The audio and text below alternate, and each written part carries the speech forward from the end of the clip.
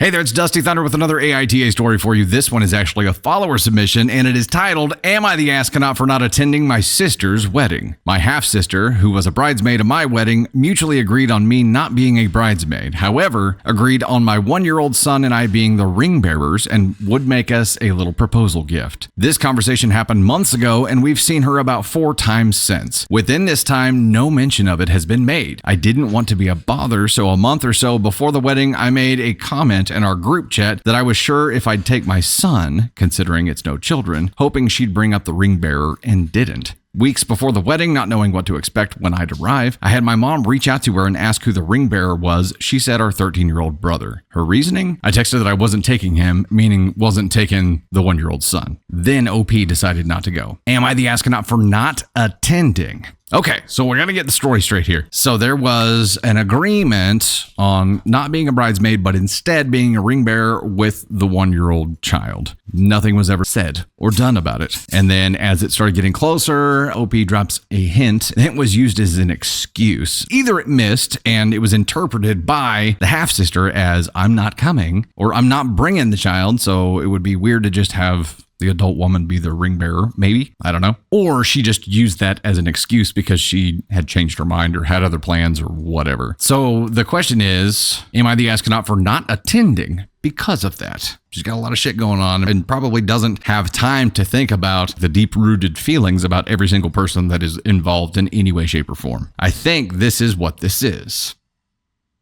This isn't everyone sucks here. This is poor communication all over the map.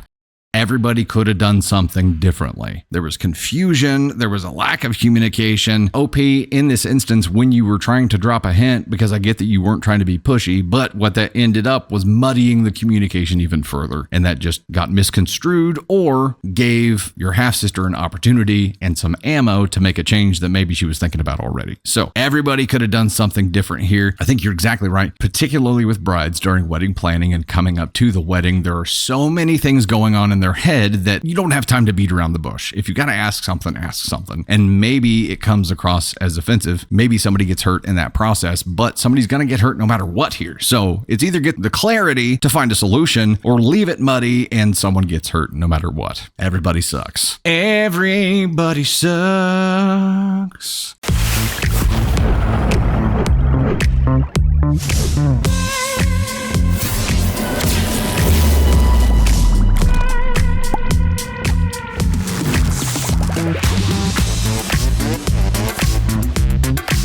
Here is another follower-submitted AITA story for you. This one is, am I the Asconaut for telling my husband that seeing his family while we are visiting our home state is not my priority? My husband, 39 male, and I, 35 female, have been married for 2 years, together for over 3 years. We are both originally from Oregon, but we didn't meet there. My husband relocated to Texas as a child with his immediate family 30 years ago due to military. I moved to Texas 7 years ago, sight unseen, leaving all my family and friends back home because I was young, single, and why the heck not? YOLO. Moving to Texas has been one of the best decisions of my life. We currently live within 20 minutes of my husband's parents and siblings, and we see them all the time, almost every weekend. We also spend every holiday with them. He has aunts, uncles, and cousins scattered around between Oregon and Washington. Not once in his entire adult life has he ever made the effort to go see them. I, however, have made a very concerted effort to go home at least once a year since moving to Texas to see my family. And even then, I don't get to see them all every time. I prioritize seeing my parents the most. My dad and stepmom live out at the coast, 2 hours away from Portland, where my mom and the rest of my family and friends live. I typically divide my trip to where I spend half of the time at the coast with my dad and stepmom and half of my time with my mom in town. This leaves me getting to see my parents for an average of 3.5 days a year. While in Portland, I try to see all of my brothers and my cousins, who I am very close to. But with all of the different schedules, it doesn't always work out. I haven't seen my family or friends since I moved because there's so many of them and I can't fit them all into a one-week trip, especially when half the week I'm out of town at the coast. Also, by no means is my time back home a vacation. It's usually very hectic and tiring, trying to see one person for lunch, another for dinner, driving all over town to meet them, etc. My husband has mentioned a few times how it's unfair we are not making time for his family while up there. His family is scattered around. They live within 2 to 4 hours away from my family and all in opposite directions from each other. If they were all centrally located or even willing to drive to a central location, that would be fine. However, because because they are either older or have kids, they expect us to go to them. I have told him if he wants to schedule a 2-week trip instead of a 1-week trip, I would be down for that. But he had to take the initiative to schedule with his relatives, book the local accommodations, and budget for the extra expenses in the trip. For example, more hotel stays, longer car rental, etc., and save his PTO to get that much time off. He never has. Instead, he uses his PTO throughout the year for other things. For the record, if we ended up doing something close to one of his family members, we will make time to see them. Last year while visiting, we went on a weekend camping trip that was 45 minutes away from one of his aunts. We did make the time to meet her for breakfast. My husband also will only ask me once in a blue moon how anyone in my family is. Am I the Asconaut? I don't know about you guys, but the first thing that rolled through my mind was, this might be a dude thing. That may be a lame excuse, but I think that this might be a dude thing typically. In our relationship with Candy Thunder and I, she's going to be the one that focuses on making sure that we're allocating time to family members, that we're engaging with that. That's just not where my head is at. Maybe I'm just survival focused. I don't know. But this seems like it could be a dude thing. Maybe that's lame and stupid, but it could be true. Let me just give you something to think about. Something we talk a lot about is teamwork in a marriage. And I think if you're approaching everything as teamwork, there is never a me and me. There is a we. And my point is, with the teamwork approach, if this were a true holistic teamwork approach, they would both be making plans together to see everyone. But that's not the way it is. She is making plans specifically to see her family and saying for his family, it should be a him thing. If that were a pure teamwork approach, I can see how there is inequality in it, which doesn't make her the asshole. It just means that you could approach this together and have a much more balanced situation. Because if this is a dude thing, he may need the help. If this was applied to my situation here, I would need the help. I would need the suggestions. I would need okay, I've got this stuff done here and I've blocked out these times so that we can try to see your parents. Why don't you give them a call and see if this day and this time would work for them, or this day and this time? I would need help with that. Maybe he needs help with that too. And if it's a true teamwork approach like we have, then that would happen. So I can see that there would be a solution to this. I can see that this wouldn't have happened. There is another way, and that's my point. Not to say that she's the asshole in any way, just that there is another way. Currently live within 20 minutes of my husband's parents and siblings, and we see them all the time, almost every weekend. It's other family members. And maybe that's part of this scenario too, where it's like proximity, because you have that immediate family and then you've got rings that go outward from there where the connection may not be as strong. His immediate family lives like close to them where they live. So when they go visit somewhere, I can see it's not immediate family. So obviously the priority is see the immediate family that you're closer to first. And then for both of them, as those rings get outward, just prioritize like that, from closeness to how far away you are. And if that's all it is, if she's just going to see her immediate family, then he doesn't have anything to bitch about either way, because he does have to take some kind of initiative. But that initiative could simply be, hey, do you mind helping me out by let's try to carve at least this one little time out to see one person. That's it. That's it.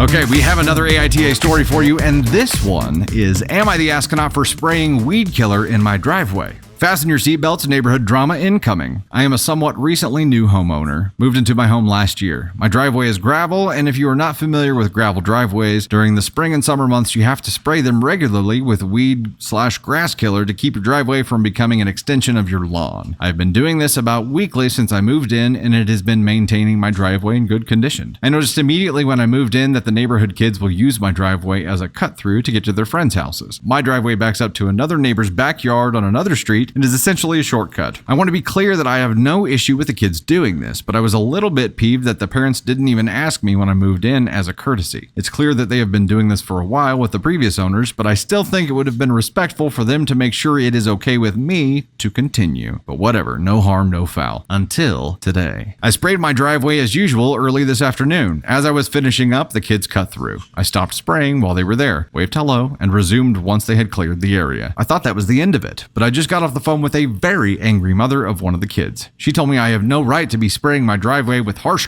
chemicals when there are children in the vicinity. I told her I've been doing this for nearly a year now, and it is necessary for me to maintain my property. I respectfully and politely informed her that if she has an issue with her kids being exposed to chemicals, they can find another way to their friend's house that does not involve cutting through my driveway. That is when she really doubled down and had the audacity to tell me that her kids have been using my driveway as a cut through for much longer than I have lived in the home, and I have no right to come in and change the status quo. I'm not sure that's how property rights work, Karen. I then said that I have no issue with her kids using the driveway, but unless she would like to purchase the home from me and start paying my mortgage, she has no right to tell me what I can and cannot spray on my driveway. And then I hung up. I fear I have now made an enemy of my neighbors, and it's about to get worse. And I am regretting not simply apologizing and sucking it up. So am I the Asconaut for spraying my driveway and refusing to stop when asked by a neighbor? Yeah, this is garbage. We talk a lot about boundaries. And when you move in somewhere new, maybe the previous homeowner allowed themselves to get pushed around. Maybe you know why they sold the house now. Poking the neighborhood Karen bear is a risk, may not have been the ideal situation, but creating a boundary was. And in this case, you're talking about literal boundaries where it's your property markers, like it's your actual property. She can't tell you what to and not do with it. Those kids don't have squatters' rights to it because they've been using it as a cut through since before you lived there. That's not how that works. And you can probably enforce that somehow if you want to. You can get some kind of lawyer letter or do whatever you want to do, but you can basically enforce your rights there if you want to. I would say that your fears here, OP, and this is not a follower submission, this is from the AITA subreddit. Your fears here may be a little bit backward. I would be more concerned if I didn't stand up to the neighborhood Karen bear. And in that case, if you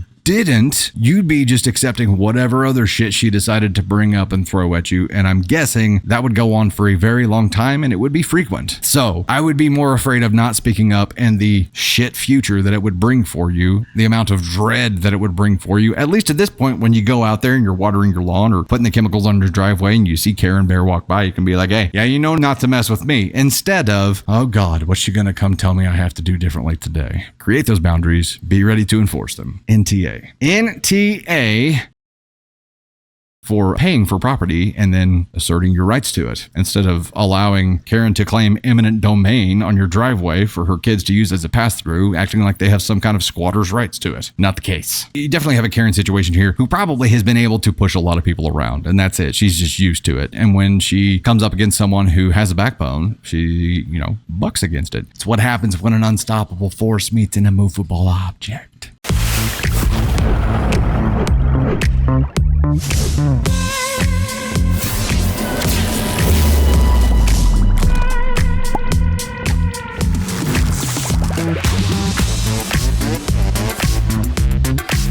All right, we've got another follower-submitted AITA story for you, and this one is, am I the Asconaut if I tell my boyfriend I don't think we should get engaged? I, 23 female, have been with my boyfriend, 24 male, for 3 years. For the sake of this story, I'll just call him T. T has been telling me for over 2 years he is ready to get married. Where we live, a year together is a long time to date before getting married. He has drunkenly told me that all he has left to do is talk to my parents. Well, here we are 2 years later, not even engaged. He has come up with several excuses to why he hasn't proposed. One reason was he wanted to live together first. Well, we've been living together for over a year. Another reason was that it's expensive. My parents have told him they plan on paying for the wedding, and I assumed he already had a ring. This comes from him saying all he has to do is ask my parents. Turns out he doesn't even have a ring. But all I want is a $150 moissanite rose gold ring. And he goes out golfing with his friends at least once a week.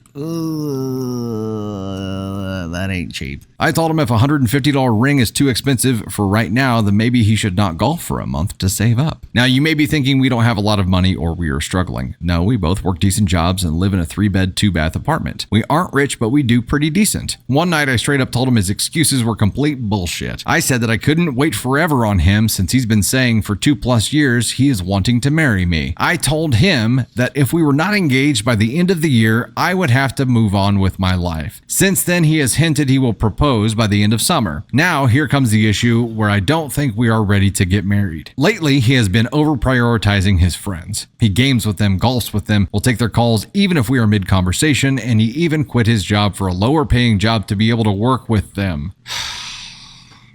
This especially makes me angry because he said getting married was too expensive. There are many times I will ask him to have a date night on the weekend, but instead he will invite his friends over to play games. I've had many talks with him stating I need to feel like his main priority. He always says I am, and he will make sure that I feel that way. Please note that things were not always like this, not until we moved closer to his friends. I used to feel like I was the only person in the world that existed to him. He would drive almost an hour to surprise me just because he missed me. Well, here we are again. Another weekend where we had something booked with his friends every night and morning except Friday, tonight. I asked him if he and I could have a game night for a date. He told me his friend is sad that he sold his boat. That was not forced. His friend made the choice all on his own so he could buy a side-by-side and wants to hang out tonight. Hey bro, I'm feeling really beat up. I just sold my boat. Can we hang out? I had T call me to talk about this. I expressed how I really wanted tonight to be for us, since the rest was packed full of friend time, and he golfed with them the day before. He told me that what he really wanted to do was hang out with his friends, but if I didn't want to, then he'd tell his friends I said no. I don't want to be the bad guy, and I don't want to force T into spending time with me if that's not what he wants to do. At this point, I don't think we're ready to move on. When we've had the conversations about marriage, I feel like he's number one. Now I don't. I want to tell him that before we can talk further about getting engaged, that we need to work on this issue. But because of all the long conversations we've had and the deadline I set, I feel like I could be the asshole. I feel like this could upset him, and he could wonder why I even wanted to get married in the first place. So would I be the asshole if I told my boyfriend that I wasn't ready to get married? Okay, let's talk about this. Dude is definitely a brozo. We can just go ahead and get that out of the way. He's a brozo. He is allowing himself to be sucked in by his friends and allocate all of his time there. That's the problem. If it was balanced out at all, she wouldn't feel the way that she feels. Now I say that, but she mentioned that before they moved closer to his friends, she felt like the only person that existed in the world. So no matter what, there's a decrease in the amount of time that he's spending with her, and she may feel a little bit hurt by that. But it sounds like it's swinging from one extreme to the other, and that's rough. That is tough, and maybe that needs to be the context of the conversation here, OP. Maybe it needs to be, look, I'm not asking you to be the only person in your world like I felt like I was before we moved here, but right now I feel like the last person in your world. And earlier I mentioned a term, there are significant others and then there are insignificant others, and I feel like you've become an insignificant other here. Maybe you're being taken for granted. Whatever the case is, he needs to understand that in a successful relationship, there can't be too much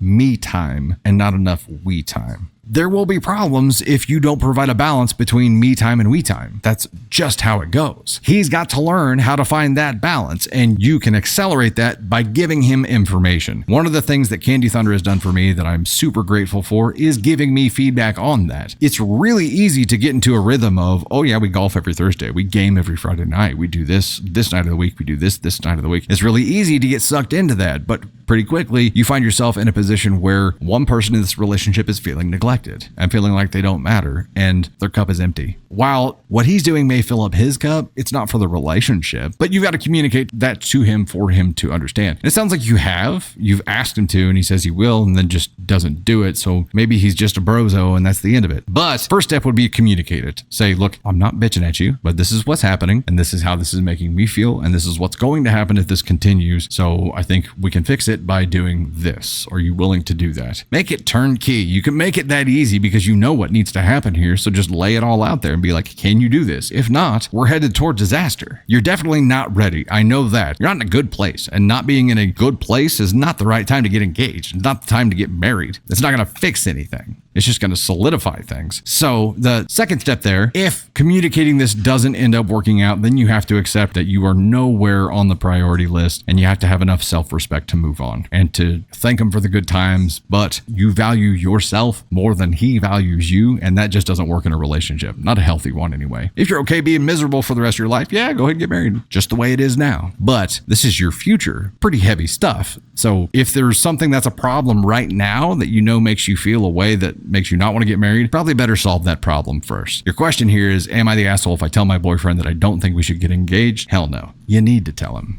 Number one, it's the truth, and he needs to know the truth. Maybe that's the wake-up call he needs to get his head out of his brozo ass and start providing some balance or learn balance. Right now, it sounds like he's got no balance. He was swung all the way your way when you lived further away, and now he's swung all the way back the opposite direction. There is middle ground there. He's got to find it. You can help him do it. Until then, hold off I'm putting that rock on the finger. Even if it's only a $150 one, it doesn't matter. It's symbolic. That's all you want. It's fine. I don't know. Maybe this is him just freaking out. He could clearly afford the ring that you're wanting if he's going golfing that often, because golf isn't cheap. Maybe this is him just freaking out and not wanting to get married and just either not realizing that that's what he's doing or being too afraid to tell you. So this conversation will at least open up that bigger conversation. Either way, not the asshole.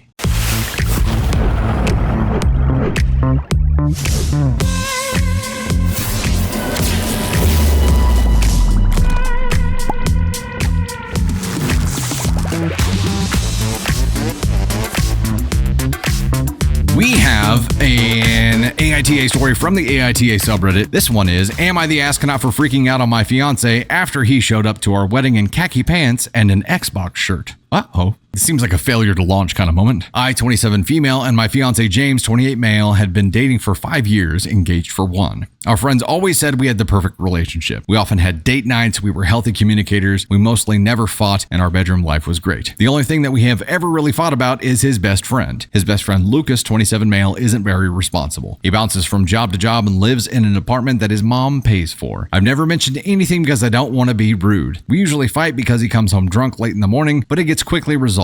At 9:30, my future mother-in-law comes in and tells me my fiancé isn't here yet. I'm not very worried at this point because he usually isn't very punctual. It's a little upsetting because it's his wedding, but I don't take it too hard. At around 11:30, my future mother-in-law comes in again and tells me she sent his brother and sister to look for him. At 2 o'clock, 1 hour before the ceremony started, my fiancé walks in with his brother and sister. The first thing I notice is his eyes are red and he almost trips over himself. My face drops in horror as I see everyone look at him and then me. I look him up and down and I see that he's wearing khaki pants and a black t-shirt with the Xbox logo on it. I rip my ring off my finger and run up to him crying. I throw the ring at him and ran out. My sister and mother followed me. My mom drives us back to my house and I sobbed my eyes out. Me and my mom and sister sat home, all crying. The next morning, someone knocked on the door and my mom answered. She told me it was my fiancé and that he wanted to talk to me. He told me not to say anything and let him explain. I reluctantly agreed. He said that he wanted to spend his last free night with his best friend hanging out. They have matching Xbox t-shirts that they wear whenever they play. They decided to have 1v1s and drink whenever they lost. They got so drunk they passed out and didn't wake up until his brother came and dragged him to the wedding. He said he was sorry. I absolutely exploded on him and told him, you were dragged to your wedding? Clearly playing Xbox with your best friend is more important than your fiancé. You know how important this is to me. I told you so many times and you decided to get drunk and show up in your stained Xbox t-shirt to our wedding. I can't believe you would jeopardize our entire relationship over beers and whatever game you were playing. I never want to see you again. Get out of my house. This is the part where I may be the asshole. He left crying. My dad patted me on the back and my mom said I was a little harsh and maybe should apologize. A few hours later, he texted me. It shouldn't matter what I wore. It should matter that we were together on our wedding day. His mom and sister were telling me all day how rude I was to him and how I was a wicked wench who should never have been trusted. I told them to please not contact me. So Reddit, tell me, am I the asshole? So this is Candy Thunder.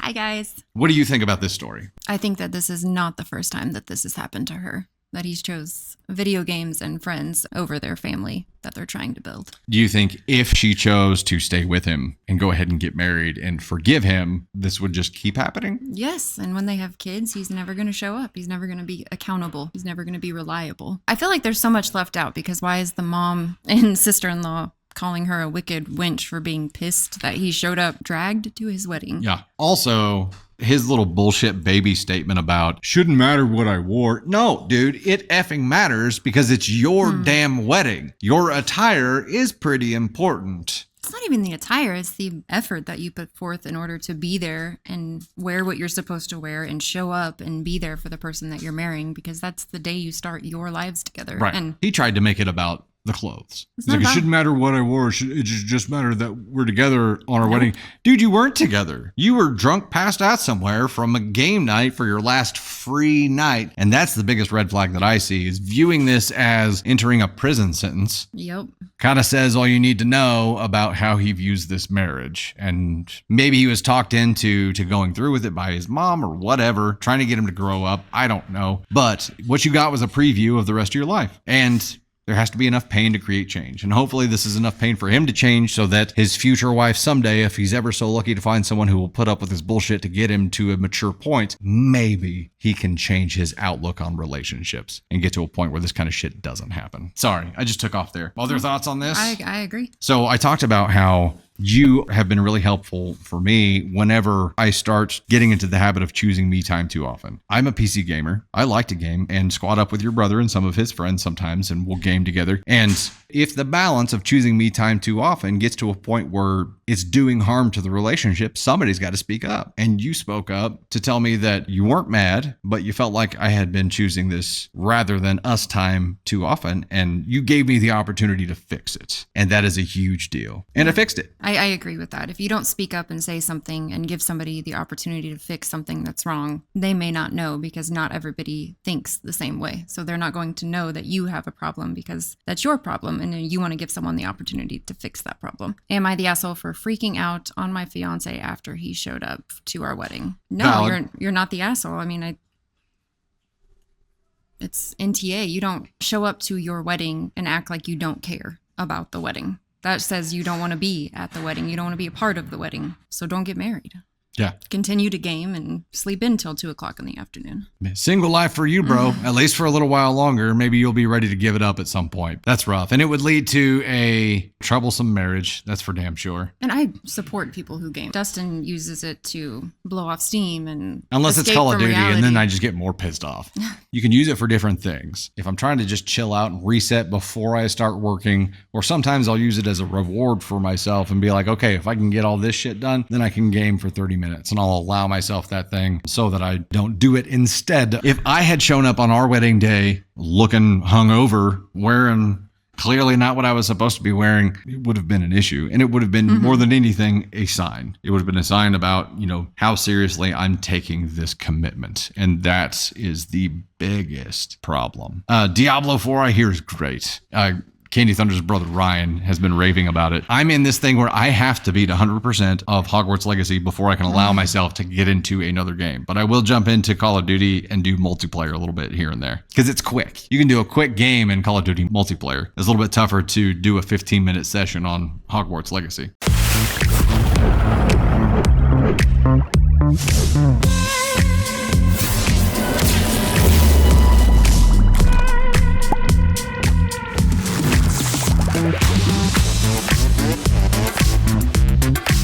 Hey, we got another story for you. This one is a follower submission, and it is titled, Am I the Asconaut for poisoning the cake and the guests at my daughter-in-law's party and not admitting to it? Can we just go ahead and start with this before we even start reading the story? I, 63 female, have always been the designated cake baker in our family. I use a very old and secret family recipe for chocolate cake that has been handed down through my family for generations. I bake it for every family gathering. It's tradition. This year for my daughter-in-law's, let's call her D, 35th birthday party, I offered as usual to make my chocolate cake. D said she would be perfectly happy purchasing a cake, as she intended to invite several of her friends and would eat a larger cake than I usually make for our small family. She did not want to put me out, and I appreciate that. But I do love to bake, so I said I would just double the recipe and everything would be fine. I insisted. Fast forward to the day before the party, I always bake my cake a full 24 hours before serving and refrigerate it overnight. I had doubled the recipe just as I had planned, but I used a sheet pan to make a double layered cake, and I did not take into account the amount of surface area, so I ended up short on frosting. That meant I needed more chocolate, which I did not have time to go to the store to purchase since I needed to go get the cake into the refrigerator as soon as possible. My son and daughter live just 2 blocks away and have 2 children, so I thought that they might have some chocolate at their house. They were both at work, so I quickly ran into their house, grabbed 2 chocolate bars out of the pantry, and returned to finish my cake. The next evening at the party, everything was going as planned. My cake turned out beautifully and it was a hit with everyone, until about an hour after we cut into it. A few of the party guests started to mention that they were feeling funny. Everyone just assumed that something on the menu did not agree with them and continued the festivities. But as the evening went on, more and more of Dee's friends began to complain of lightheadedness, fogginess, and disorientation. Soon, everyone was comparing what they'd eaten, trying to narrow down the food item that was to blame. Ultimately, most of the guests ended up leaving early, and Dee was very upset that her party had ended badly. Ultimately, it came down to my cake and one other dish that must have been the problem. I did not believe for 1 second that it could have been my cake that poisoned the guest, because I just baked it just the same way I always do and have never had any problems. But then I remembered we borrowed chocolate bars. Maybe they were expired. I did not mention to anyone that I had done anything different to my cake. Instead, I waited until after the party, and when I had returned home that evening, I immediately dug into the trash can and pulled out the candy bar wrappers and was absolutely horrified when I did. The candy bars both contain 100 milligrams of THC. I had poisoned Dee's entire party. Wait, so were they poisoned or were they just really high? I was so humiliated that I still, almost 2 weeks later, have not told a single soul what I did. Fortunately, since my cake was one of the 2 suspected culprits, was sent home with me and I was able to dispose of it before poisoning anyone else. However, I believe that it will only be a matter of time before my son and Dee discover the missing chocolate bars and figure out what I did. So, am I the Asconaut for accidentally poisoning my daughter-in-law's cake and not admitting to it? There is a level of inebriation, I guess you can get to, where you feel sick and you might puke, and there is such a thing as too high. It was an accident, right? So we have to take that into consideration. It was an accident. However, once OP discovered what they had done and didn't tell anybody, does that make them the asshole? I mean, you're not going to undo it, and it was an honest mistake. Would everybody believe that was an honest mistake? The question is, am I the Asconaut for poisoning the cake and the guest at my daughter-in-law's party and not admitting to it? The act was an innocent mistake. Question should probably be, am I the Asconaut for not admitting to poisoning the cake and the guests at my daughter-in-law's party once I discovered that I had? Some shit like that. I mean, you would probably have a lot of people overreact about the discovery that it had happened, right? So in this case, I think it's the not telling that does make OP an asshole here. It was an honest mistake, but once you discover the honest mistake, there has to be some kind of coming clean for it because there are a lot of risks involved. I mean, if someone was violently ill enough to take themselves to the hospital because they don't know what the hell is going on, that information would be useful to a physician or to them as they try to get things remedied here. So where does this put them on the Ascon scale? Is it 4? You could have done it differently. Is it 3? You should have done that differently. 2? You definitely shouldn't have done that. Or 1, you're a terrible human. We could take 1 off the table because,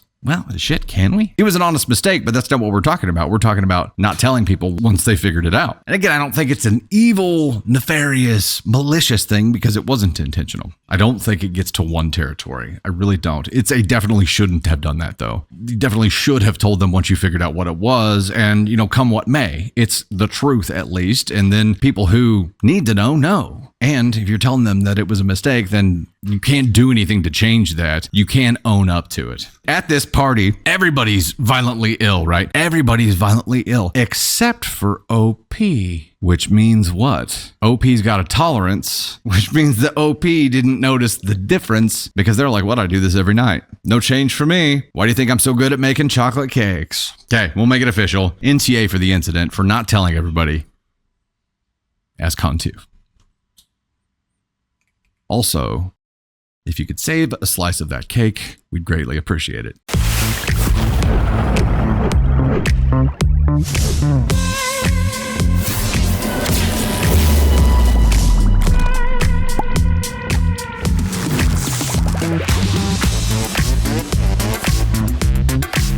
This is a follower submission, and it's an AITA, and it goes like this. Am I the Asconaut for serving revenge grocery store cake at my wedding day instead of the one my mother-in-law made? I, 32 female, recently got married to my longtime best friend. We had been engaged for 10 years prior, have a great relationship, and have always gotten along well with each other's families. I've never had any problems with my mother-in-law until our wedding. My mother-in-law owns a bakery and had asked early on to bake our wedding cake, but I, thinking that I had already had her doing so much for our big day, would give her a break on the cake and just order one from my favorite place in the next city over, about 60 miles away. I loved this bakery anyway and had purchased several cakes from them for various events in the past. Their lemon curd is my all-time favorite. When we got engaged, I made sure to involve my mother-in-law in all of the usual wedding planning activities, along with my own mother, like dress shopping, venue visiting, and cake tasting, all of which went just fine until cake tasting. When we, myself, my maid of honor, my own mother, and mother-in-law went to sample cakes, I already knew that I would probably choose my favorite lemon curd, but I wanted to have the experience anyway. My mother-in-law was in a terrible mood the entire time, making rude comments to the employees and gagging and curling her nose at every flavor we tasted. 15 minutes in, she had already ruined the whole thing for the rest of us, so I made the executive decision to pack up and make the hour drive back home without placing an order. After we got home, I called the bakery and ordered my lemon curd wedding cake. I realized that not everyone likes lemon cake, but it was my day, so I got what I love. The day of our wedding arrived and the cake was to be delivered to our venue that morning. I arrived to the venue a few hours before the wedding and having my hair and makeup done and decided to pop my head into the reception area to check out the decorations. When I did, I was shocked to see that the cake on our table was not my lemon curd cake. I think we know what's coming. I thought the bakery had to have sent the wrong cake, so I asked my maid of honor to call the bakery and find out what happened while I finished getting ready. I wasn't happy about the situation, but I tried not to make a big deal out of it because at least I had a cake and only a few people would know if it wasn't what I ordered anyway. As my maid of honor spoke with a woman at the bakery, she got a look of shock on her face. As it turned out, my mother-in-law had also called the bakery after cake tasting that day. She had canceled my order just minutes after I had placed it and had apparently made my wedding cake herself without my knowledge. Without anyone's knowledge. I was livid. At this point, it was just about principle, and I have never been one to just roll over and take crap from anyone. I flat refused to serve her cake no matter what it took, so as a last resort, I sent my maid of honor to hide the mother-in-law's cake to her house. Luckily, she lived close, and then to the local grocery store to buy a simple cake that we would serve our guests in lieu of my mother-in-law's shady-ass cake. I don't know that a shady-ass cake would taste very good. During the reception, we simply skipped the cake cutting and served already cut cake to our guests at the end of dinner. I wish I could have seen the look on my mother-in-law's face when she entered the reception area and her cake was gone. She apparently decided to let the sleeping dog lay, at least for the time, because she didn't say a word to me or my husband, and I ignored her for the entire day. My husband couldn't have cared less about the cake or cake cutting, so he luckily had no idea what had happened or that his mother had just been such a devious B-word until I told him the next day. I know this could have caused a lot of wedding day drama and may still cause family drama between myself and my husband and my mother-in-law, but I was not about to let her win this and think that she could walk all over me for the rest of my life. So am I the asshole for serving revenge grocery store cake at my wedding just to make a point? Damn. Okay, so the question here is, am I the Asconaut for serving revenge grocery store cake at my wedding day instead of the one that my mother-in-law made? Hell no. Hell no. And we talk a lot about setting boundaries early on. This is your wedding day. It's the time to set the boundary and say, yeah, no, you're not going to do this to me for the rest of our life. It's the beginning of a whole lot of things. Kids come into the picture. You've got a lot of family events that are going to be going on for the rest of your life. You're going to deal with this woman for a long, long time. So draw that boundary now. The only thing I don't like about this, and it goes on both sides, is that it was like a Cold War. There was no direct confrontation. Everything was done indirectly to each other in like shady backdoor ways. And I get it, OP, it was your wedding day, so you weren't trying to cause a scene at your own flippin' wedding. I get it and I respect it. You may have to get involved in some direct confrontation to solidify that boundary that you created here. Because right now, you're in a Cold War. It's like the US and Russia here, spying on each other and making clandestine moves. If you have a conversation and just be like, look, at this point, I know what you did, don't appreciate it, so I undid it, and please don't ever do that shit again, because if you do, no contact is always on the table. And guess what? I'd like to have kids. Guessing you would like to stay connected with us here and have an actual relationship. So don't pull any shit, Ma. Ma the meatloaf! NTA. We'll go ahead and make it official here. NTA. Not the asshole. What about mother-in-law? Let's talk about her for a second.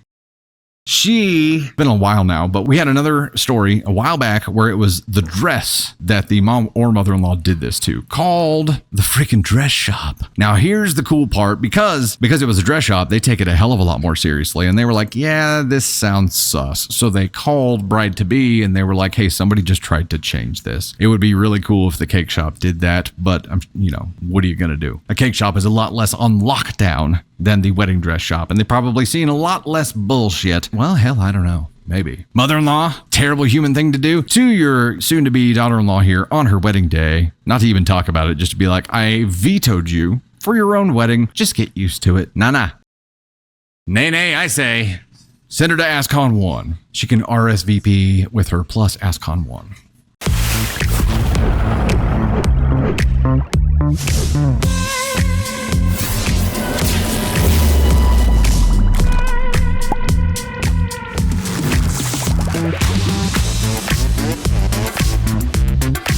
This is Am I the Asconaut for giving my husband's birthday cake to my boss? There better be a damn good reason for this. I, 36 female, have been planning my husband's surprise 40th birthday party for months. He didn't ask for anything special, but he did know that I was planning something. He just didn't know what. We have a very renowned and exclusive bakery in our city. It's so popular that you have to order cakes 6 to 8 months in advance. They are not only beautiful cakes, but very tasty as well. So, as I started making plans several months ago, I ordered an incredible 3-tiered golf-themed cake for my husband's party. We have tasted cakes from this bakery a few times at different large events, and he always comments on how amazing they are, so I knew this would be a great surprise from him. Now, I work at a large investment firm. Several of the times we've had these cakes have been at large fundraising and charity events with my firm. A few weeks ago, a coworker of mine retired, leaving myself and another coworker competing to fill his position and receive a significant promotion with it. While we were friendly, the competition was heated, and we both had been working extra hours trying to get a leg up on one another. The decision was scheduled to be made sometime the week of my husband's party. Here's where I may have become the a-hole. Early in the morning on the day of my husband's party, one day before his actual birthday, I overheard some coworkers say that it was also my boss's birthday. I quickly jumped on social media to confirm, and sure enough, it was. I was scheduled to pick up my husband's cake the same morning, and I knew my boss would be in the office later that afternoon, and I was still working so hard to get the big promotion that I decided to give my husband's cake to my boss instead. No!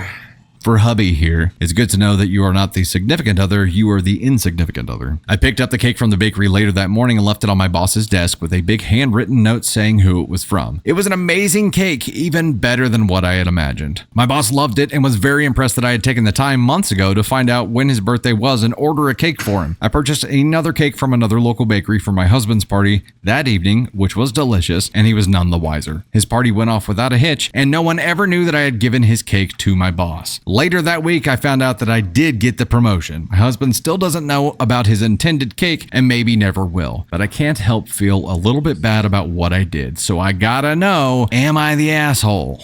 Poor guy. It was a gamble because if she hadn't got the promotion, she would feel way shittier about this. However, it's something she did for them. It wasn't just for her. The promotion, I hope, was for them, to put them in a better position, to give them more freedom in life eventually, to allow them to stash more, to achieve their dreams, blah, blah, blah, blah, blah, blah, blah, blah, blah. So when whenever you got the promotion, at that point, I feel like should have been like, okay, I took a major risk and it paid off, but now I've got to tell you what it was. And I think he'll understand and be like, so we traded my cake for like 20 grand a year? Hell yeah. Great deal. Good move. Do that more. If you hadn't gotten it, it'd be a different story. And then it'd be a lot harder to explain. It'd be like, I was trying to do this. And I guess the same logic would apply. But if this was prioritized from this puts us in a better position place, I'm okay with it. If this comes from this is something I need and I'm taking something from him to satisfy and fulfill myself, that's shitty. And that would be an asshole move. If it was a sacrifice made for the good of the family and you as a team, I'm okay with it. He still got cake and it was delicious and he didn't know any different. You can do this for another occasion, but you needed a play to be able to get a leg up there, and the competition was heated, and this may have been the biggest issue. This may have been it. I feel like you need to come clean about this if you're in a true partnership. If this is teamwork like it should be, you gotta tell. You gotta tell him. Is there harm to not telling him? I guess that's the question we're talking about right now. Right now, he doesn't know. Is there harm in him not knowing? The fact that she's feeling guilty says it all, really. So she needs to come clean to be able to get that off of her chest. Otherwise, she's going to have this guilt always, even though it may not be a huge deal in the grand scheme of things in life. She has guilt already, and that will snowball. And then there will be this poison that she feels like she can't get rid of. We have a chance to get rid of that poison right now. And not that it's not going to scar, but it's not going to fester. You know what I mean? You can amputate it basically right now and prevent it from spreading and causing other problems. So the question was, am I the Asconaut for giving my husband's birthday cake to my boss? I'm making the assumption that they are a team and that she did this for the betterment of them as a couple, not of her as an individual. And in that case, I say NTA, because it was the best thing for them. This move yielded something that is more valuable. However, the question should be, am I the asshole for giving my husband's birthday cake to my boss and not telling him about it? The not telling him about it is a different issue here. And in that case, I think we're either at 4 or 3. Like, you should tell him. And you could have done this differently. We'll put it at 4 for not saying anything, because that could have been done differently. And maybe should have, but at this point, we'll say could have. It depends on where it's coming from. I'm trying to imagine if Candy Thunder and I were in this situation and she told me what she did, even if she didn't get the promotion for it, I'd be like, I respect it. It's ballsy. I respect it. But I want my damn cake. Go ahead and order it now so 6 months from now we can enjoy it or whatever it is.